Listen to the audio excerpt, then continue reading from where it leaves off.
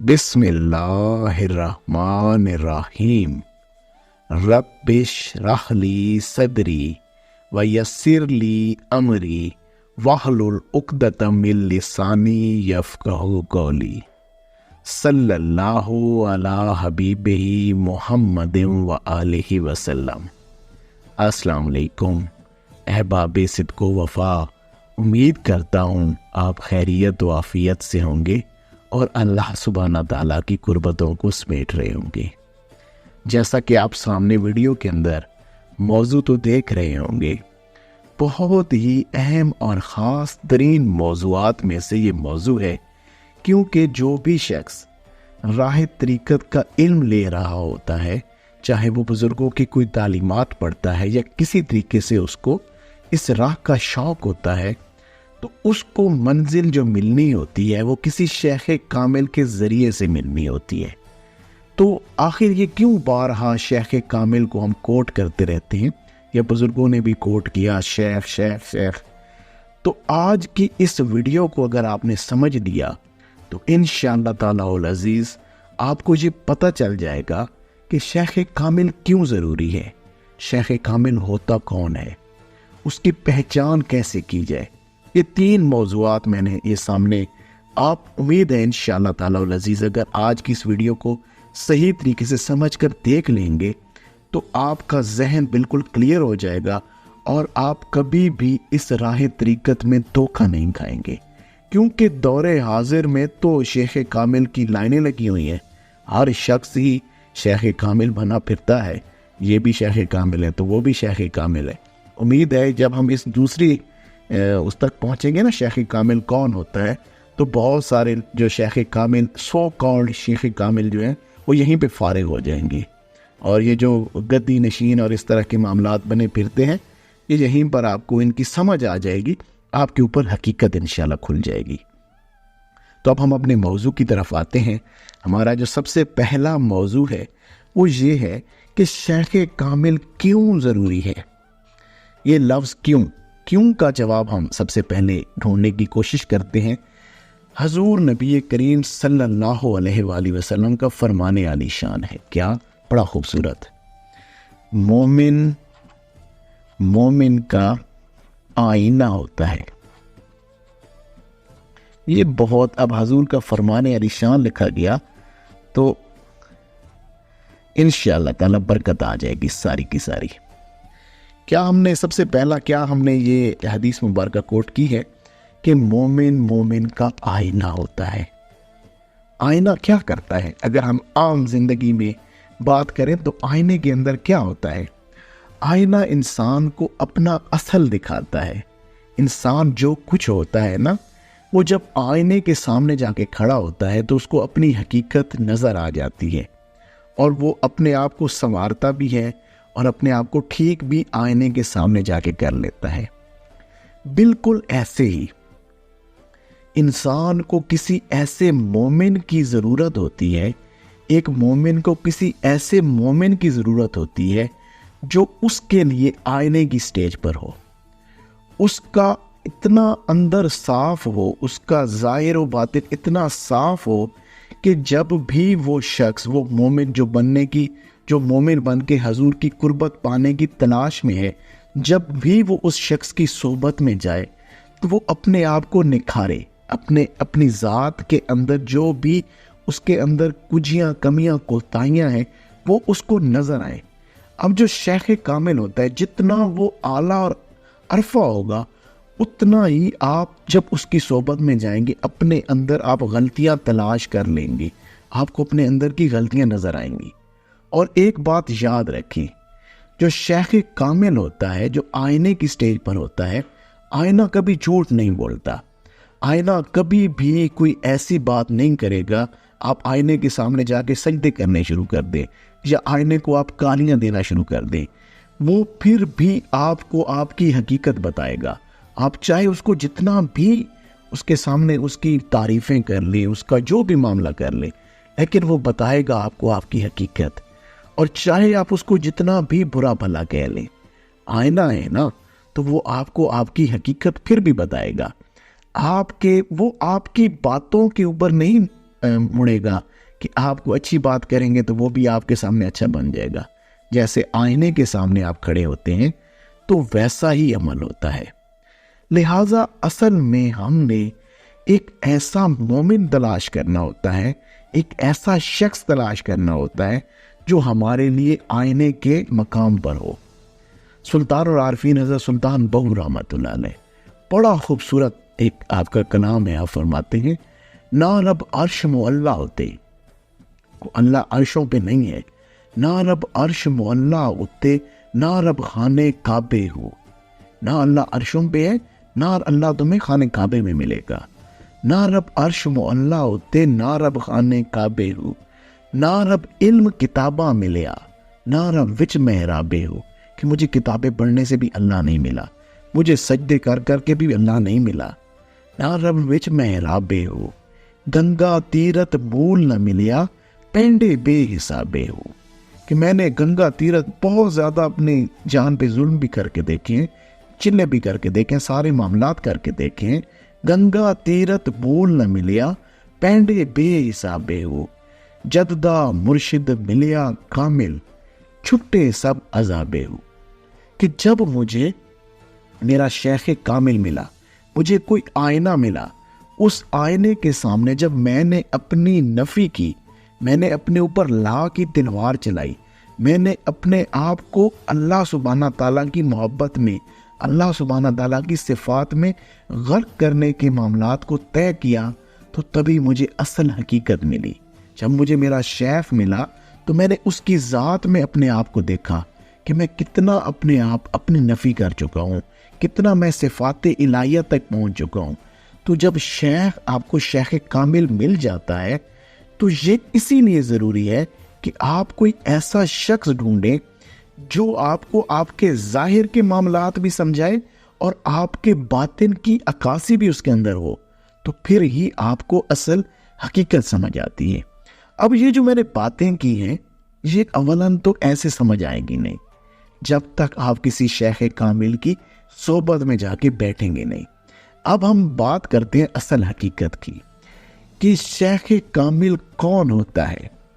دیکھیں یہ بہت ہی اہم ترین ایک نقطہ ہے جو ہم نے ضرور سمجھنا ہے, کیونکہ دور حاضر میں تو شیخ کاملین کی لائن لگی ہوئی ہے. تو بھائی اس کے اندر ہم نے سب سے پہلے میں نے یہ جو لکھا ہے لفظ سالک, دوسرے نمبر میں نے لکھا ہے مجذوب, تیسرے نمبر میں میں نے لکھا ہے کامل. جو شیخ کامل ہوتا ہے وہ کون ہوتا ہے؟ اب ان تین پیرامیٹرز کو جب ہم سمجھیں گے تو امید ہے آپ کو انشاءاللہ تعالیٰ سمجھ آ جائے گی.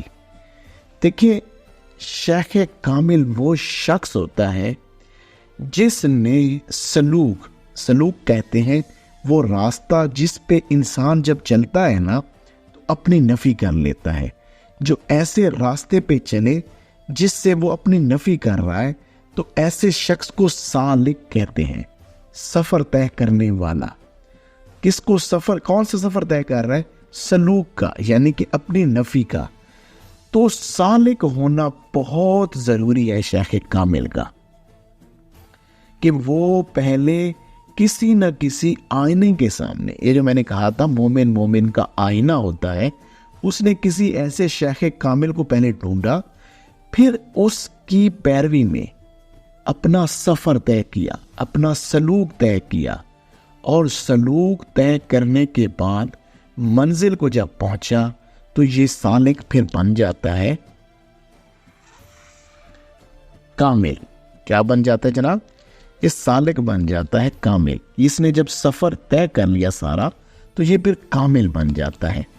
تو ایسے شخص کو پھر شیخ کامل کہتے ہیں, یعنی کہ جس نے سفر سارا طے کر لیا اس کو کہتے ہیں کامل, اور وہی شخص شیخ کامل ہی ہوتا ہے. یہ نہیں ہو سکتا کہ ایک شخص ابھی سفر طے کر رہا ہے, ابھی اس نے سفر طے کیا نہیں ہے, اس نے ابھی فنا بقا کی منازل کو طے نہیں کیا, اور وہ بن جائے کامل, لوگوں کو ہدایت دینا شروع کر دے یا لوگوں کا شیخ بنا پھرے اور لوگوں کو بیعت کرے اور کہے کہ آؤ میں تمہیں اللہ تک پہنچاتا ہوں.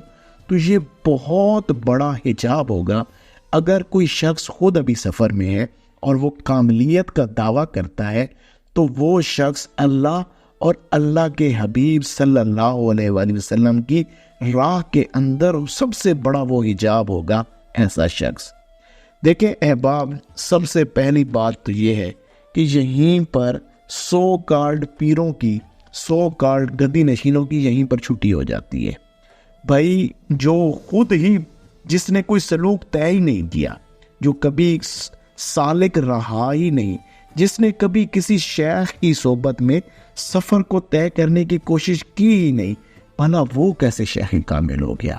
یہ تو بالقطع یہیں پر جو لوگ آپ کو ایسے ملیں گے نا، اس پیرامیٹر کے اندر آپ دیکھیں نا، تو آپ کو بے پناہ دور حاضر کے پیر حضرات مل جائیں گے جو اس وقت لوگوں کی جو ہے وہ لوگوں کو منزلیں طے کرا رہے ہیں اور لوگوں کی رہنمائی کر رہے ہیں، خود کوئی سفر طے نہیں کیا۔ او بھائی، تم نے تو سب سے بڑا مذاق کر دیا اس راہ کے ساتھ۔ تمہیں خود پتہ ہی نہیں ایک راستے کا، تو تم دوسروں کی پیروی کیسے کرو گے؟ تم نے خود ایک راستہ طے کیا ہی نہیں، تو تم دوسروں کو کیسے وہ راستہ طے کراؤ گے؟ تو یہ جو سالک ہے، یہ جو سفر کرنے والا ہے، جب یہ اپنا سفر طے کر لیتا ہے تو وہ کاملیت کی سٹیج پر پہنچتا ہے۔ پھر اس کو اجازت ہوتی ہے کہ اب تم لوگوں کی رہنمائی کرو، تو ایسا شخص کامل ہوتا ہے اور وہی لوگوں کی رہنمائی کر سکتا ہے۔ اچھا، پہلے تو سالک آ جاتا ہے، پھر اکثر لوگ جو مجذوبوں کے پیچھے بھاگتے ہیں، جو ایسا شخص جو کہ کوئی ناخن بڑھا کے پڑا ہے، بڑے بڑے بال کر کے پڑا ہے اور بڑے عجیب سے معاملات کے اندر پڑا ہے، تو وہ اس کو کہیں گے مجذوب، اور بہت سارے لوگ اس کے پاس بیٹھے ہوں گے کہ یہ جی مجذوب صاحب جو ہیں وہ بہت بڑی کوئی چیز ہیں، اور ہم ان کے پاس بیٹھیں گے تو ہمیں کو اللہ کا قرب مل جائے گا۔ بھائی دیکھیں، مجذوب کس کو کہتے ہیں؟ یہ جو سالک ہوتا ہے نا، یہ جو سفر طے کرنے والا ہوتا ہے، جب یہ سفر طے کر رہا ہوتا ہے، جب یہ سفر کے اندر ہوتا ہے، سفر کے پروسیس میں ہوتا ہے، اور جب ایک خاص منزل تک جاتا ہے اور اس کو برداشت نہیں کر پاتا، یا اس کو جو رہنمائی دینے والا آئینہ ہوتا ہے وہ آئینہ دھندلا ہوتا ہے، وہ آئینہ صحیح نہیں ہوتا، تو اس کو سمجھ نہیں آتی اور وہ بھٹک جاتا ہے، اس کا ذہن، فہم، ادراک چلا جاتا ہے اور وہ کسی منزل کے اندر جا کے پھنس جاتا ہے اور اپنا ہوش و خرد قربان کر بیٹھتا ہے اور وہیں پہ گم ہو جاتا ہے۔ فنائیت میں ہی وہ فنا ہو گیا۔ اس کے لیے لکھ دیتے ہیں، فنائیت میں ہی فنا۔ تو ایسا شخص یہ بھی کسی کی رہنمائی کرنے کے قابل نہیں ہے۔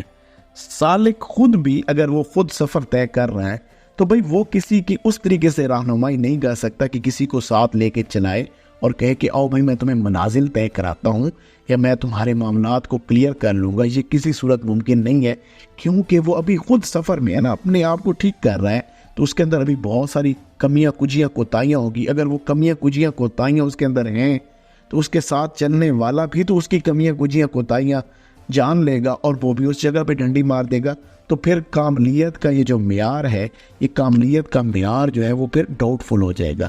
لہٰذا جب تک سالک اس منزل کو طے نہیں کر جاتا، اس وقت تک ہم اس کو کامل نہیں کہتے۔ اسی لیے علامہ محمد اقبال رحمۃ اللہ علیہ نے بڑا خوبصورت ایک جملہ فرمایا، آپ کا شعر مبارک ہے۔ آپ فرماتے ہیں کہ میراث میں آئی ہے انہیں مسند ارشاد، میراث میں آئی ہے انہیں مسند ارشاد، زاہوں کے تصرف میں ہے عقابوں کے نشیمن۔ کہ یہ جو کسی پیر کے بیٹے ہو کر پیر بن بیٹھے ہیں، یہ کسی ان کا کوئی بہت کوئی دادا پردادا کو کسی وقت میں اگر کوئی اللہ کا نیک شخص گزر گیا تو اب یہ 100 کارڈ پیر جو بنے پھرتے ہیں، کیا یہ بھی میراث میں آتی ہے؟ میراث میں آئی ہے انہیں مسند ارشاد، کہ یہ صاحب ارشاد یہ جو کامل ہے، یہ خود صاحب ارشاد بھی اب یہ میراث میں آنے لگا ہے۔ زاغوں کے تصرف میں ہے عقابوں کے نشیمن، عقاب کا جو نشیمن تھا جو کہ وہ بلندیوں پر تھا، اب یہ کوے کی کیا اڑان ہے کہ وہ اس نشیمن پہ جا کے بیٹھے، تو اب یہ کوے اگر اس نشیمن پہ بیٹھنے کے دعوے کرتے ہیں تو یہ بالکل غلط بات ہے۔ جس شخص نے کسی شیخ کامل، اور یہ بھی ایسا بھی نہیں ہے کہ آپ یہ کہیں کہ ہاں کوئی بہت کامل شخص ہے تو وہ اپنی اولاد کو وہ سفر طے کرا سکتا ہے، یہ ہو سکتا ہے کہ اگر اس کو صحیح طریقے سے اس نے اس پروسیس میں سے گزارا ہے، لیکن اس شخص کا خود کا کامل ہونا بڑا ضروری ہے، تبھی وہ اپنے بیٹوں کو یا اپنے ساتھ اس کے آنے والی جو بھی نسل ہے اس کو وہ سلک سلوک طے کرا کے کاملیت کے درجے تک پہنچا سکتا ہے۔ لیکن اکثر جو دور حاضر کے اندر دیکھا گیا ہے، یہ سلوک والا طے کرنے والا معاملہ ہی نہیں، اور ڈائریکٹ لوگ کامل بنے پھرتے ہیں، تو یہ کوئی ایسا معاملہ نہیں۔ تو لہٰذا آج میں نے آپ احباب کو یہ جو دوسرا تھا شیخ کامل، یہیں پر بہت سارے لوگوں کی چھٹی ہو جائے گی کہ انہوں نے سفر کہاں سے طے کیا ہے، انہوں نے کس پیرامیٹر سے، کس سلسلے سے، کس شیخ سے، کس آئینے کے ذریعے سے اپنے سفر کو طے کیا وہ بتائیں۔ تو جو سالک نہیں ہے وہ قابل نہیں ہو سکتا، اور جو مجذوب ہے کیونکہ وہ فنائیت میں فنا ہے، وہ بھی کسی کی رہنمائی نہیں کر سکتا، لہٰذا رہنمائی وہی کرے گا جو اس سفر کو طے کر جائے گا۔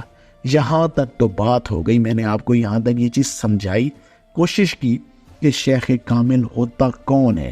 چلیں یہ سمجھ بھی آ گئی، پہلے آپ کو یہ بھی سمجھ آ گئی کہ کیوں ہم شیخ کامل کو ڈھونڈ رہے ہیں، اس کی وجہ ہم نے کیا شیخ کامل کو ڈھونڈنے کی وجہ تھی۔ اب کون کی بھی سمجھ آ گئی، چلیں کسی نے دعویٰ بھی کر دیا کہ جناب ٹھیک ہے جی میں نے سفر طے کر لیا ہے۔ اب ہم بات کریں گے نا جب یہ شیخ کامل کی صفات کی، اس کی پہچان کی، تو اب آپ سے کوئی چھپ نہیں پائے گا۔ انشاءاللہ تھوڑا سا ٹاپک لمبا ہو جائے گا، لیکن امید ہے انشاءاللہ تعالیٰ آپ کو سمجھ آ جائے گی۔ شیخ کامل کی کچھ صفات ہیں، اگر وہ صفات اس کے اندر ہیں تو ہی وہ کاملیت کے ان معیار کو اوپر پورا اترے گا، ادروائز وہ نہیں اترے گا۔ اس کے اندر جو پہلی صفت ہے وہ ہے جناب پابند عقیدہ اہل سنت۔ اچھا، اب آپ یہاں پہ کہیں گے جناب یہ تو آپ پھر کوئی فرقہ پرستی کی طرف آ گئے ہیں جناب، کے ہمیں کہتے ہیں کہ جی فرقوں میں نہ بٹیں، اور صوفی جو ہے وہ اچھے لوگ ہوتے ہیں، اور خود آپ نے جی ڈائریکٹ بات کر دی کہ وہ سنی ہوگا۔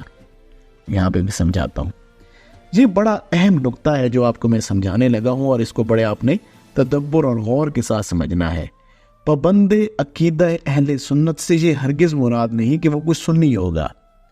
حضور نبی کریم صلی اللہ علیہ وآلہ وسلم ایک دفعہ اپنے اصحاب کے ساتھ بیٹھے تھے، تو آپ نے فرمایا کہ اے میرے اصحاب، بنی اسرائیل کے 72 فرقے بنے تھے، یہ جو بنی اسرائیل تھے انہوں نے 72 فرقوں میں بٹے تھے، میری امت 73 فرقوں میں بٹے گی۔ کتنے میں؟ 73 میں، ٹھیک ہو گیا، اور ان میں سے ایک ہی فرقہ ہوگا جو کہ نجات پانے والا ہوگا، جسٹ ون۔ اچھا، اب یہ کہہ کر خاموش ہوئے تو صحابہ کرام رضوان اللہ علیہ اجمعین نے یہ پوچھا، حضور بتائیے وہ کون سا فرقہ ہوگا، کہیں ہم ان 73 میں نہ شامل ہو جائیں آپ کے جانے کے بعد۔ تو حضور نے بڑی خوبصورتی کے ساتھ اس نقطہ کو بیان فرما دیا۔ آپ نے فرمایا وہ لوگ ہوں گے جو میری پیروی کریں گے اور تمہارے آداب کو اپنائیں گے اور تمہاری پیروی کریں گے، یعنی کہ ایسا شخص، یہ جو شیخ کامل ہے اس کے اندر جو پہلی صفت ہوگی وہ یہ ہوگی کہ وہ حضور نبی کریم صلی اللہ علیہ وآلہ وسلم کی کامل پیروی کرنے والا ہوگا، اور اصحاب کی بھی پیروی کرنے والا ہوگا، اصحاب کے آداب اپنانے والا ہوگا۔ وہ کسی پہ کوئی بات نہیں کرے گا یہ ٹھیک وہ غلط، وہ فلاں نہیں بھائی، وہ صرف اور صرف حضور کی ذات کے ساتھ محبت کرے گا، اور حضور کے اصحاب، حضور کے اہل بیت سب سے ہی محبت کرے گا، کیونکہ اس کو حقیقت پتہ ہوگی، وہ حقیقت کو جانتا ہوگا۔ اب آپ اس شخص کو کوئی بھی نام دے دیں، آپ اس کو کوئی بھی نیا کوئی نام دے دیں، بھائی اس میں یہ سنی نہیں ہے، یہ چیز آپ نے سمجھ لینی ہے۔ پابند عقیدہ اہل سنت یعنی کہ ایسا شخص جو کہ حضور اور حضور کے اصحاب کے عین طریق کے اوپر ہوگا، اور پھر آپ وہ دیکھ لیں کہ وہ کون سے معاملات ہیں تو آپ کو خود سمجھ آ جائے گی وہ کون سے لوگ ہوتے ہیں، الحمدللہ۔ اچھا، سیکنڈ، عالم ربانی، یہ بڑا اہم نقطہ ہے۔ یہ ایسا شخص ہوگا جو عالم ربانی ہوگا، اللہ سبحانہ تعالیٰ کی ذات تک پہنچنے کا علم رکھتا ہوگا، اس کو اس پیرامیٹر کا پتہ ہوگا کہ یہ جو بھی معاملہ ہے کیسے کوئی شخص اپنے آپ کو اللہ سبحانہ تعالیٰ کے ان اعلیٰ معاملات تک، اخلاص کے اعلیٰ معاملات تک، احسان کے اعلیٰ معاملات تک کیسے پہنچا سکتا ہے، وہ اس چیز کا عالم ہوگا، اس کو ان تمام معاملات کا پتہ ہوگا۔ وہ قرآن بھی جانتا ہوگا اور حضور کے فرمان بھی جانتا ہوگا. یہ نہیں ہو سکتا کہ صرف قرآن جانے اور پھر حدیث کے اوپر کہے کہ نہیں جی حدیث تو نہیں, یا حدیث کے اوپر کہے تو کہ قرآن نہیں. ایسا نہیں ہوگا. ایسا شخص طریقت شریعت دونوں کا علم رکھتا ہوگا, قرآن کی اصل کا علم بھی رکھتا ہوگا اور حضور کے فرمانوں کی اصل کا علم بھی رکھتا ہوگا. یعنی کہ ایسا شخص عالم ربانی ہوگا. وہ جو بھی علم رکھتا ہوگا اس کا وہ علم اللہ کے لیے ہوگا اور وہ لوگوں کو وہ علم اللہ ہی کے لیے بتائے گا. نمبر 3, یہ بڑا اہم نقطہ اب آ رہا ہے جناب, یہ ہے جی عادل اور متقی. ایسا شخص جو ہے وہ عادل بھی ہوگا, عدل کرنے والا بھی ہوگا, اور متقی بھی ہوگا, وہ عدل کرے گا. اگر کوئی شخص, کوئی امیر کبیر بڑا اونچا درجے کا شخص اس کے پاس آ گیا اور ایک شخص غریب آ گیا, اب وہ اگر اس نے امیر کو بہت زیادہ پریفرنس دے دی اور کہا کہ یہ تو بڑا جی اہم بندہ ہے اور جو غریب ہے اس کو اس نے لفٹ ہی نہیں کرائی, تو یہ شخص عادل نہیں ہو سکتا. ایسا شخص, اس کا رویہ امیر غریب ہر ایک شخص کے ساتھ ایک جیسا ہوگا. اور دوسری بات, وہ متقی بھی ہوگا. بھائی صرف ان لوگوں کو نہیں بتا رہا ہوگا, چیزوں کو اپنی ذات پر بھی امپلیمنٹ کر رہا ہوگا. متقی ہوگا, تقوی والا ہوگا, اپنی ذات میں اترنے والا ہوگا, کچھ اپنے اندر بھی دیکھنے والا ہوگا, پرہیزگاری اس کے کردار میں بھی کچھ معاملہ ہوگا. یہ نہیں ہے کہ اگر عورت آئی ہے تو اس کے بات کرنے کا انداز کچھ اور ہو, مرد ہے تو اس کے ساتھ کچھ اور ہو, کوئی اور آگے کو بڑا آگے اس کے ساتھ اور ہے, چھوٹک نہیں. وہ ہر ایک کو ایک ہی پیرامیٹر میں دیکھے گا. وہ حضور کی امت کر کے دیکھے گا, کیونکہ وہ خود اپنی لطافت میں روح کے لیول کے اوپر ہوگا, تو وہ لوگوں کو بھی مرد عورت کے پیرامیٹرز میں نہیں بلکہ لوگوں کو روح کے پیرامیٹر میں دیکھے گا. اچھا, یہ آپ کو سمجھ آ گئی بات, امید ہے انشاءاللہ آ گئی ہوگی. یہ اب آپ دیکھتے جائیے, یہ چیزیں بڑی اہم چیزیں ہیں. آپ نے سمجھنا, کچھ چیزیں اس میں ایسی ہیں کہ جو سو کارڈ شیخ بھی سن رہے ہوں گے, ہمیں بہت سارے لوگ سنتے ہیں ہمیں, تو ہمیں کچھ ایسے لوگ بھی تو سنتے ہیں نا جو صرف آ کے سنتے ہی ہیں اور ان کی دکانیں بند ہونے کا بھی اندیشہ ہے. تو ایسے لوگوں کو اپنے حالوں کے اوپر رحم کرنا چاہیے کہ اللہ کے ہاں تو جواب دینا ہے نا. عامل بالکتاب والسنہ والسنہ, ٹھیک ہے, کہ ایسا شخص جو ہے وہ جناب عمل کرنے والا ہوگا. کس پہ؟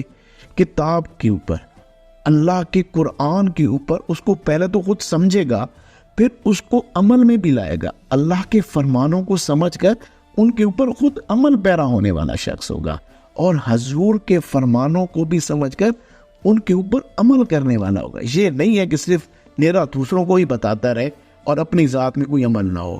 دوسروں کو تو کہے نماز پڑھو, خود وہ نماز پڑھے نہیں. دوسروں کو کہو بھائی اپنے نگاہوں کے اندر حیا پیدا کرو, اپنی نگاہ میں کوئی حیا نہیں. دوسروں کو کہو کہ ذکر کرے, خود ذکر کوئی نہیں. خود دوسروں کو کہے کہ اپنی باطنی پاکیزگی کا خیال رکھو, اپنی کوئی باطنی پاکیزگی نہیں. اور جو دوسروں کو کہو کہ جی تم نے یہ کرنا ہے, تم نے وہ کرنا ہے, اور اپنی ذات میں ایسا کوئی اگر کہیں پہ وہ ایسی ڈنڈیاں مار رہا ہے تو پھر سمجھ جائے کہ یہ جو معاملہ اس کا خراب ہے. یہ جو اگلا معاملہ لکھنے لگا ہوں, یہ بہت زیادہ زاہد فی الدنیا. ایسا شخص دنیا کے اندر رغبت نہیں رکھتا ہوگا. اس شخص کو دنیا کی لالچ نہیں ہوگی. یہ دوسروں کے پیسوں کے اوپر نظر نہیں رکھے بیٹھا ہوگا, مریدوں کے نذرانوں پہ نظر نہیں رکھے بیٹھا ہوگا. یہ کوئی امیر شخص ہے تو اس کی جیب کی طرف نظر نہیں رکھے گا کہ یہ شخص مجھے کچھ دے گا.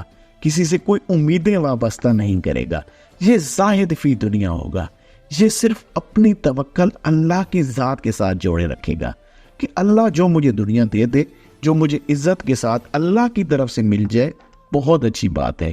یہ لوگوں کی رقموں کے اوپر, لوگوں کے پیسوں کے اوپر, لوگوں کے تحائف کے اوپر, لوگوں کے نذرانوں کے اوپر اپنی نظر نہیں رکھے گا. یہ زاہد فی دنیا ہوگا. یہ بڑا اہم نقطہ ہے جو یہ آج کے دور میں تو شاید پتہ نہیں. یہ بھی بہت اگلا جو نقطہ ہے یہ بھی بہت زیادہ راغب فی الآخرت. ایسا شخص آپ کو آخرت کی طرف رغبت کرتا ہوا دکھائی دے گا. خود بھی اللہ سبحانہ تعالیٰ کی قربت کے لیے کوشاں ہوگا، کیونکہ اللہ کی قربت کو پانے کی جستجو میں ہوگا، اور جو بھی اس کے پاس بیٹھے گا اس کو بھی آخرت کی فکر دے گا۔ اور یہ جو اس سے پہلے والا نقطہ بیان کیا تھا نا کہ زاہد فی دنیا، خود بھی زاہد فی دنیا ہوگا، اور اس کی محفل میں جو لوگ آئیں گے نا ان کے اندر بھی یہی وصف پیدا ہوں گی۔ یہ نہیں ہے کہ صرف اس کی اپنی ذات میں ہی سارے وصف پیدا ہوتے جا رہے ہیں، ایسا کوئی معاملہ نہیں ہے۔ اچھا جی، 7 امر بالمعروف و نہی عن المنکر۔ اچھا جی، یہ فے ہے۔ اچھا، امر بالمعروف و نہی عن المنکر، کہ لوگوں کو نیکی کی دعوت دے گا۔ جس جگہ بیٹھے گا، جہاں بھی وہ یہ چیز دیکھے گا کہ اب یہاں پر لوگوں کو کوئی اچھائی کی دعوت دینا ضروری ہے، تو ضرور وہ لوگوں کو اچھائی کی دعوت دے گا۔ اور جہاں پر وہ کوئی برائی دیکھے گا اس میں وہ برائی سے اس کو منع ضرور کرے گا۔ ایسا نہیں ہے کہ وہ کوئی ایسا مرید صاحب آ گیا جس کے جیب سے بہت زیادہ پیسے نکل رہے ہیں تو وہ اس کو کہے کہ جناب یہ تو اس کو اب کوئی بات نہیں کہنی، کہیں ایسے ناراض نہ ہو جائے۔ ایسا نہیں ہوگا، وہ شخص ان چیزوں سے بہت پرے ہوگا، وہ سب کو ہی ایک پیرامیٹر میں دیکھے گا۔ لہٰذا جہاں پر اسے لگے گا کہ یہاں پر نیکی کا حکم دینا ہے وہ ضرور نیکی کا حکم دے گا، اور جہاں پر اس کو لگے گا کہ یہاں پر برائی سے یا کسی غلط بات سے روکنا ہے تو وہ ضرور روکے گا۔ اب جو اس کے بعد یہاں تک کے جو معاملات ہیں نا، یہ تو ذرا ہمارے شریعت کے پیرامیٹرز میں ظاہراً پیرامیٹرز کے اندر آ رہے ہیں۔ اس سے جو اگلے پیرامیٹرز ہیں نا، یہ تو چلیں آپ ان چیزوں کو جا کے دیکھ بھی لیں گے اور آپ ان چیزوں کے اوپر ججمنٹ بھی کر لیں گے کسی کو، لیکن اگلے جو معاملات ہیں نا وہ بہت اہم معاملات ہیں، اور وہ ہر ایک جو شخص ہے اس کو خود یہ اندازہ لگانا ہوگا۔ جو بھی شیخ کامل ہونے کا دعویٰ کرے گا، اگر وہ یہ چیز نہیں ہے نا تو وہ پھر لوگوں کو اللہ اور اللہ کے حبیب کی راہ سے دور کر رہا ہے، اور اس کو اس کے اوپر غور کرنا چاہیے کہ ایسا نہ ہو کہ اللہ کے حضور کل کو وہ بہت عجیب معاملات میں چلا جائے۔ اچھا جی، یہ بہت اہم پوائنٹ ہے، چلے میں اس کو نا 2 پوائنٹس کٹھی لکھ دیتا ہوں تاکہ میں دونوں کو ایک ساتھ بیان کر دوں۔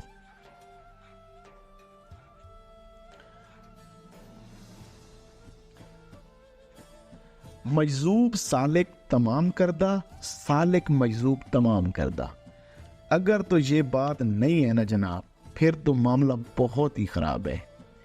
مجذوب سالک تمام کردہ، یہ 2 ٹرمنالوجی ہیں ہماری تصوف کی، اور ان کو سمجھنا بھی ایک راہ پہ اوپر چلنے والے کے لیے ضروری ہے۔ مجذوب سالک، مجذوب میں نے آپ کو کہا تھا یہ ایسے لوگ ہوتے ہیں جو اللہ کے عشق میں جا کے فنا ہو جاتے ہیں۔ جذبہ ہوتا ہے ان کے اندر، ایک بہت کاملیت والا جذبہ ہوتا ہے، اور وہ بڑا خاص معاملہ ہوتا ہے، بلکہ وہ ادھر لیکن وہ ساتھ میں سمجھانے والا کوئی نہیں ہوتا نا، تو اس لیے اس جگہ پہ فنا ہو جاتے ہیں۔ مجذوب سالک تمام کردہ، کہ ایسا یہ شخص ہوگا جو شیخ کامل ہے، جس کے اندر جو اللہ، اب یہ جو ہے نا جذبہ جو ہوتا ہے نا، جو انسان کو اس راہ کے اوپر چلنے کے لیے ایک جذبہ چاہیے ہوتا ہے، اب یہ 2 پیرامیٹر میں انسان کو ملتا ہے، یا تو یہ راہ کو طے کرنے کے بعد مل جاتا ہے، یا یہ راہ طے کرنے سے پہلے ہی انسان کے پاس ہوتا ہے، اللہ کی عطا ہوتی ہے۔ موسٹلی جو اللہ کے نیک لوگ ہوتے ہیں، جو شیخ کامل کے درجے کو پہنچتے ہیں، وہ مجذوب سالک کی کیٹیگری کے اندر آتے ہیں، ان کی جو ڈائی ہوتی ہے وہ مجذوب سالک ہوتی ہے۔ اب جو مجذوب سالک تمام کردہ، یعنی کہ اس کو جو جذبہ ہے، اس کے اندر اللہ نے جو اس کا عشق رکھا تھا اپنی ذات تک پہنچنے کے، اپنی ذات میں فنائیت پانے کے لیے، اس کو کوئی آئینہ ملا، کوئی شیخ ملا، اس کی سربراہی میں، اس کی رہنمائی میں، اس کے پیچھے چلتے ہوئے اس نے تمام سفر کو طے کر لیا۔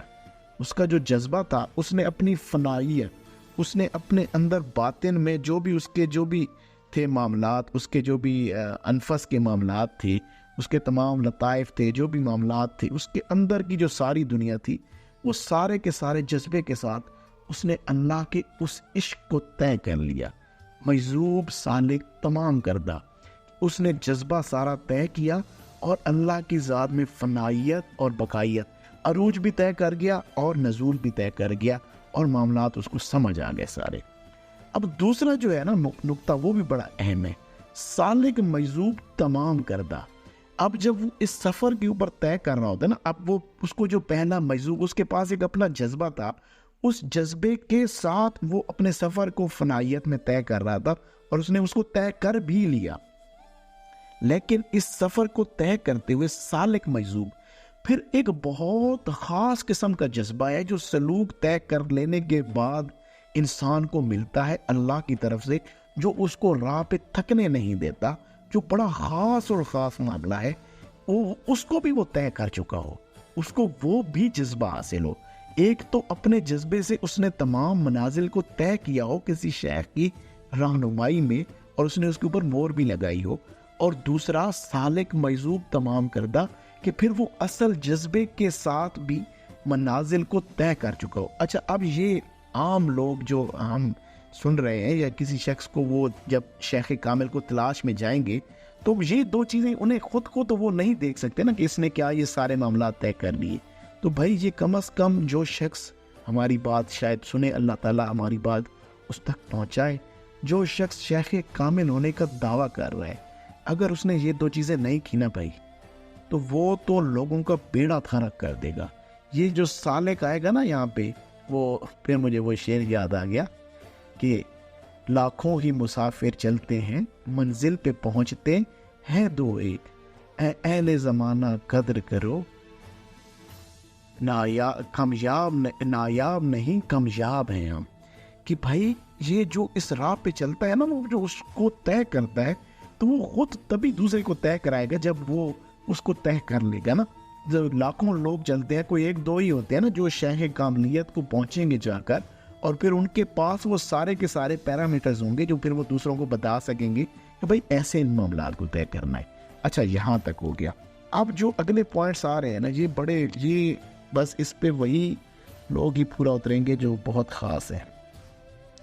صاحب شجرہ مسلسل، اس نے جس شخص کو آئینہ بنایا ہوگا، اس نے جس شخص کو اپنا رہنما بنایا ہوگا، اس رہنما کا بھی سلسلہ پورا مسلسل ہوگا.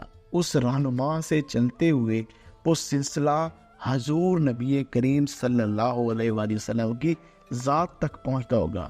شیخ در شیخ، اس کو کہتے ہیں سلسلہ شجرہ طریقت. ایک ہوتا ہے نا انسان کا شجرہ نسب، کہ آپ نسب کے لحاظ سے کون ہے، جیسے نسب کے لحاظ سے کوئی سید ہے، کوئی جٹ ہے، کوئی پٹھان ہے، کوئی کیا ہے، یہ اس طریقے سے.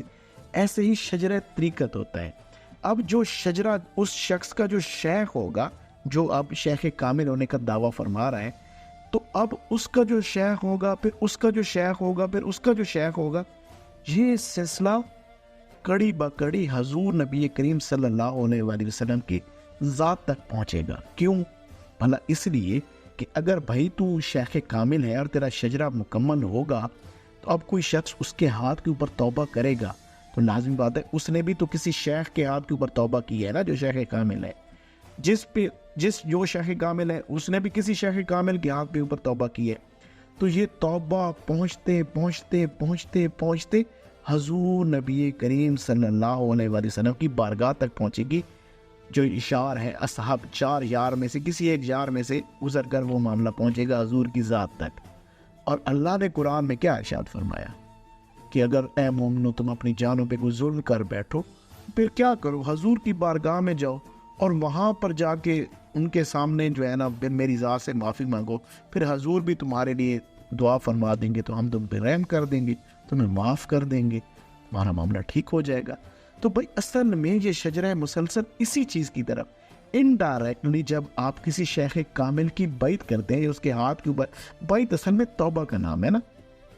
آپ نے توبہ کی، نفسانی خواہشات، نفس کی چالوں، شیطان کی راہ سے توبہ کی، اور آپ نے اللہ کی راہ کے اوپر آنے کا ایک عہد کیا، تو آپ نے توبہ کی ہے نا بھائی. تو وہ توبہ کی ہے، تو جس کے ہاتھ پہ توبہ کی ہے اس نے بھی توبہ کی تھی، اس نے بھی توبہ کی.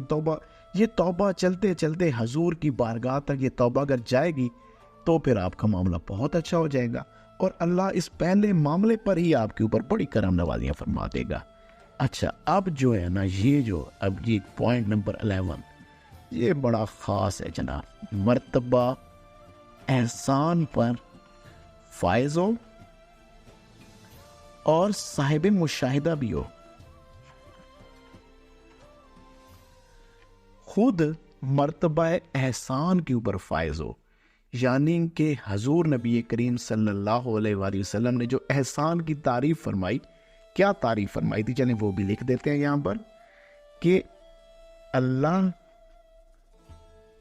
کی عبادت ایسے کرو کہ اللہ کو دیکھ رہے ہو، اللہ کو دیکھ رہے ہو، یا اللہ تمہیں دیکھ رہا ہے۔ اگر وہ پہلی نصیب نہیں ہے